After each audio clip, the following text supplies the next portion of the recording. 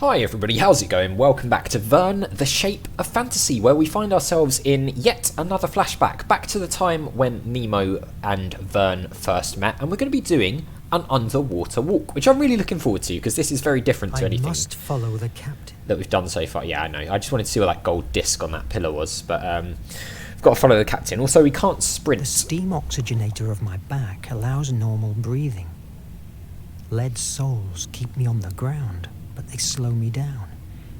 But these views are so captivating. I mean, it looks incredible. Cedric has asked us to find some specific algae for his research.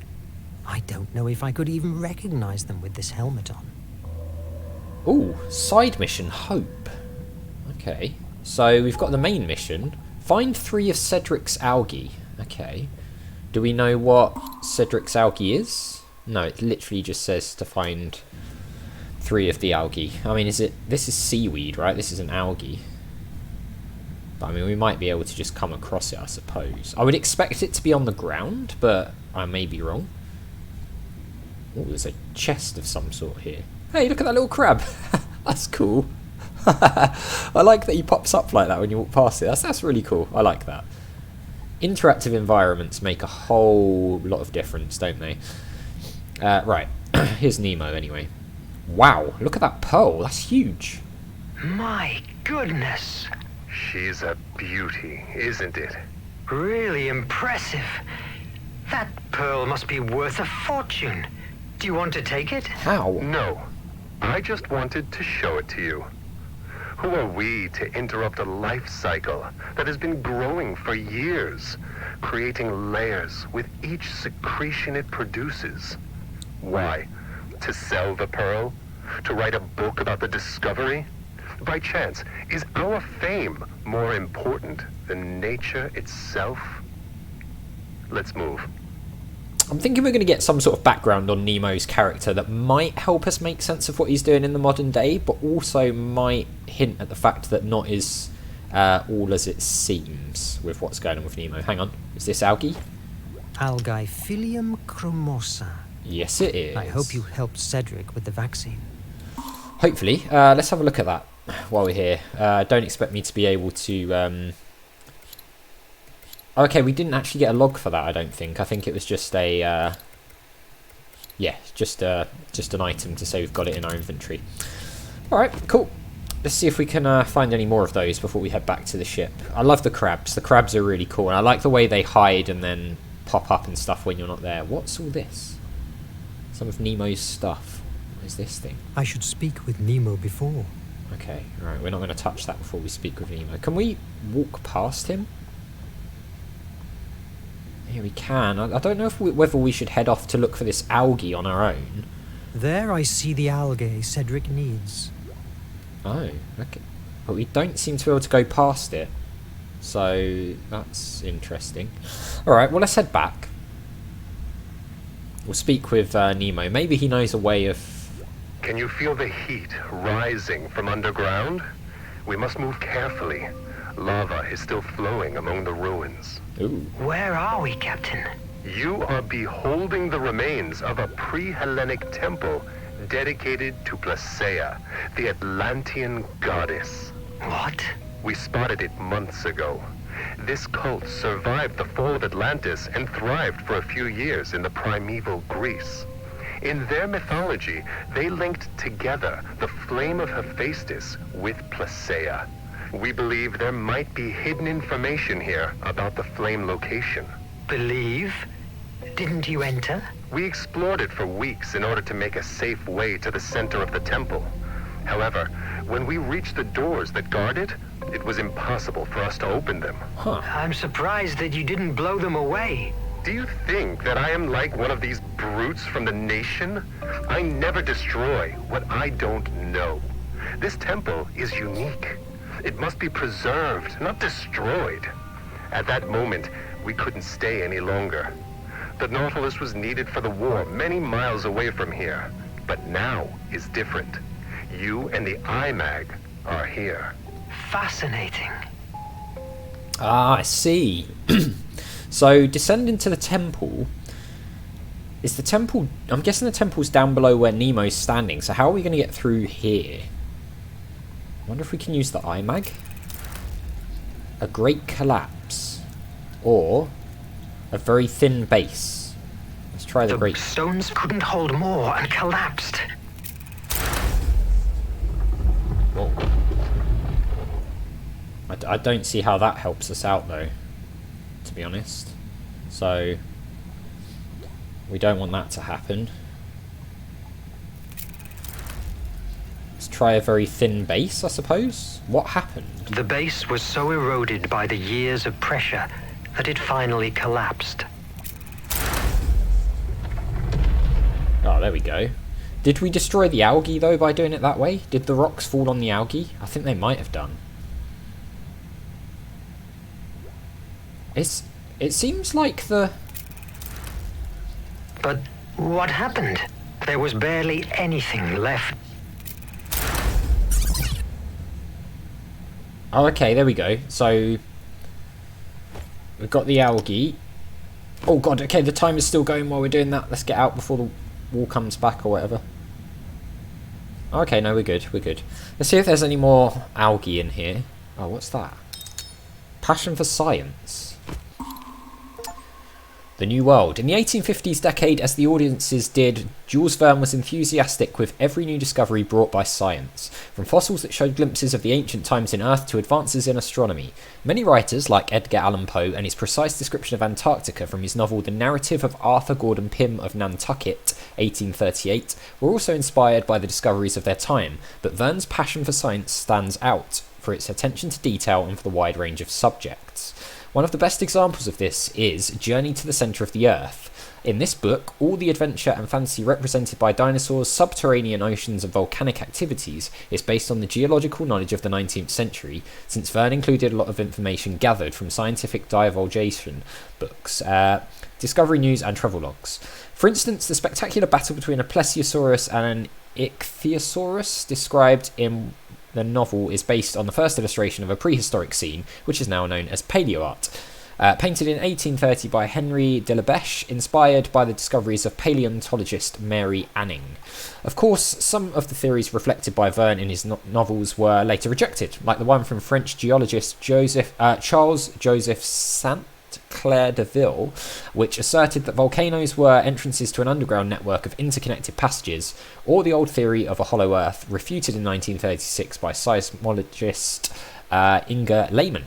However, that doesn't diminish the scientific value of Jules Verne's works. Rather, it serves to prove that science makes progress by leaving surmises and false premises behind, thanks to the scientific method, which is, after all, the most important discovery made by mankind. Excellent. No more algae in there, though, so got a collectible, but we didn't get the algae. So I'm hoping there's going to be some algae under the ground, because I haven't seen any more on our travels, and we need 3, right? Yeah, we need 3 for this vaccine. Okay, I guess we use this thing here.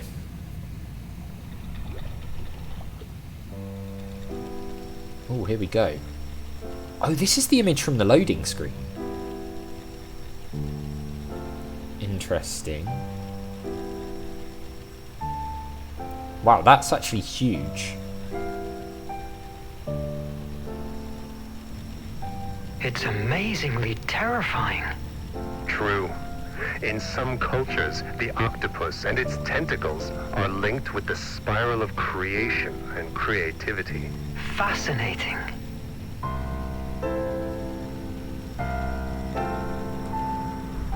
I'm going forward. Take your time to contemplate this wonder. Okay. I'll wait at the Opisthotomus entrance. Follow the lifeline. Oh god, does that mean we can die if we don't follow the lifeline? Meet Nemo at the Opisthotomus entrance. Alright, let's go this way and see if there's any algae down here. Get the feeling this could be a place where the algae is. Ah, what's that? Excellent. I now have all the algae for Cedric. Perfect. Hope complete. What happens if we go... Oh, we can keep... What's going on? What's that? The wire has been cut by the nibbling of some sea creature. If I had the tools, it would be easy to repair. Okay, something's nibbled that, and we can't get any further. Can we... Sharp teeth. I mean, we can maybe repair The it. wire resisted the sea creature's curiosity and kept withstanding. Okay. Seems like some object on its way to the moon? What kind of place is this? Ah, aliens again. We did have something about aliens before, didn't we? The Journey to the Moon. Published in 1865, From the Earth to the Moon is a science fiction story, but also a satire on American society. The novel is set in the period after the Civil War, where all weapons have been put aside in the name of peace, causing many Americans to feel powerless and bored. Therefore, the Baltimore Gun Club is formed, and the club's president, faced with a shortage of things to blow up, suggests a new use for guns and weapons knowledge: build a giant cannon and fire a rocket to the moon to conquer it and make it America's newest state. The fact that space exploration is not inspired by any specific scientific desire, but by the pure need for destruction, is one of the great reflections that Verne leaves us with. As for the scientific aspects of the novel, there are an extraordinary number of overlapping details between the mission described in the book and that of the flight of the Apollo 11 mission more than 100 years later, a demonstration of the extent to which Verne took care of the scientific aspects of his stories. For example, among many of his predictions, including the launch site, the curvature, etc., Verne estimated the duration of the journey to be 97 hours, 4 days and 1 hour. The first piloted trip that allowed man to set foot on the moon lasted for 4 days. I mean, that is pretty staggering, actually. Very interesting that we're finding references to all of Verne's novels in this world, which does sort of give weight to that theory that some of you guys have mentioned, that perhaps there's a crossover between our world, where Jules Verne wrote these novels, and this world, where they seem to be entwined in reality in some way. Although certain things that he's picking up on, other people don't seem to know about, like the whole Ned Land thing, so... What's this? Wow, check that out. That is seriously cool, isn't it? Some of the visuals in this game are really quite stunning, I've got to say. What's that? Bubbling away there. It's kind of weird. Ah, what's this? This ancient Greek tests my knowledge, but I can read that this is the first part of 3 of the Primordials' story. Ah, Primordials. Exceptional Atlanteans. Among the people of Atlantis, there was a small group that underwent a mutation caused by exposure to the Flame of Hephaestus, which gave them extremely long longevity and the ability to influence the emotions of others. In turn, that influence fed back. The more individuals were influenced by it, the stronger it became, and that, in turn, allowed them to reach more people. Okay, so side mission, perhaps? Or just... no, just a collectible. Ah, yep, new side mission, Primordials. Excellent. We'll have to keep a lookout for that. Find the other 2 stone tablets. Fine, we can find those things. That's fine. What is this? Oh my god. Wow. Okay. So we've got some sort of bridge here. Ah, what's this? Another tablet. Primordials 2. Positive and negative effect. There were primordials whose influence was positive and others whose influence was negative. Among the former, some became gods and had their own worshippers. Others became politicians who united the masses. Others became explorers. On the other hand, the negative primordials were repudiated because their influences were harmful. Hatred, sadness, stupidity. As the emotions of the Atlanteans as a nation changed, depending on the moment of their history, the positions of power among the primordials and their influence changed. It's really cool to be getting some references to what's going on here. This looks like we'll die. Oh, we can't actually go to the right anymore, so we can just ignore that. We have got this. I don't know what this does. Ah, that lifts that up. I see. Interesting. And then what does it do if we press this? That also does that. Okay, so we're going to have to figure out how to get both of these into the correct position, aren't we? Let's have a look at this, This is magnificent. Aside from Nemo and his crew, I'm the first human being that has rested his eyes on these views in thousands of years. If only I could explore them. That would be pretty cool, but something tells me that we probably won't be able to do that. Can we drop down here? I mean, we've got lead-weighted shoes, right? Oh, maybe Nemo can No, he can't get us across. Alright, so we're gonna have to do it this way. We're gonna have to figure out the right combination.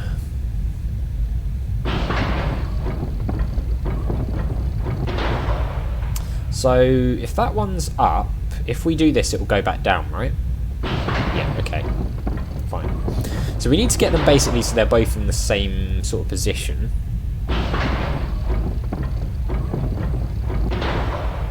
So if we pull this one, I'm guessing this just controls the first one? It does. So how do we... hang on. There's no way of jumping down here, right? No, it's not. Am I being stupid here? Because if we pull this, this one goes up, but there's no way to bring them both down, is there? Unless, is there another switch we missed? Don't think so.